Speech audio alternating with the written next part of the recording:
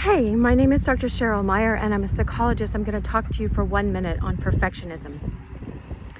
Perfectionism is uh, perfectionism is a way we are actually trying to avoid rejection.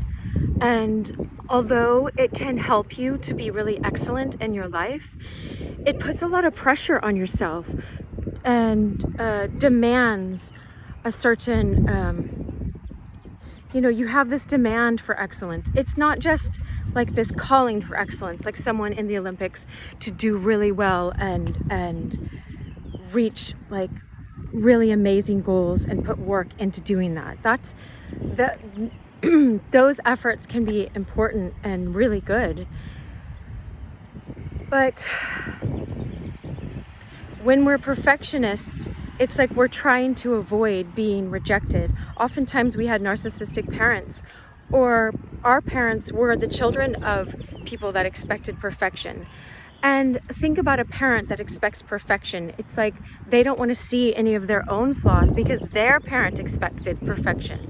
And so they don't want to see any of their own flaws because they believe they would be rejected as a child, If you had a very harsh and stern, like my grandfather was very stern, if you had a very stern parent that was always rejecting you, you had this feeling, like this neurotic feeling that you had to be perfect all the time, and do everything perfectly. And then you're just chasing after something you can't attain.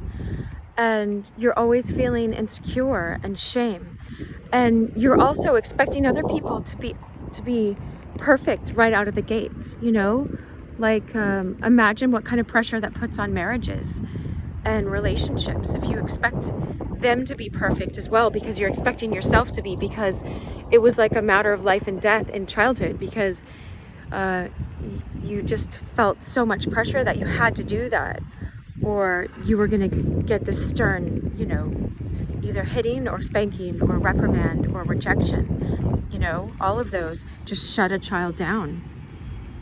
So we get trained to do that. Now, what I found as a cure for this is one, awareness, be aware and start learning that patience is a beautiful thing. Be kind to yourself and don't give up on life and doing things in an excellent way, but love yourself as you are, where you are. And also learn how to be mindful in your soul, be in your soul, live from drop down. I always wear this, drop down into your heart, go from your head down into your heart, and learn how to love this person of yourself. See yourself as the soul, not as an egotism here that has to fulfill everyone else's whims or insecurities. Like a narcissist is always like, you have to feed me and you have to do this or you're rejected. And just know that what we focus on is what we create. If we're not realizing we're focusing on rejection. All of this stuff was coming to me this morning. What we focus on, we create. We're so busy trying to avoid rejection by pleasing people, or by trying to be perfect, pleasing this part of ourselves that demands perfection. That it's like we're creating the very thing that we don't want.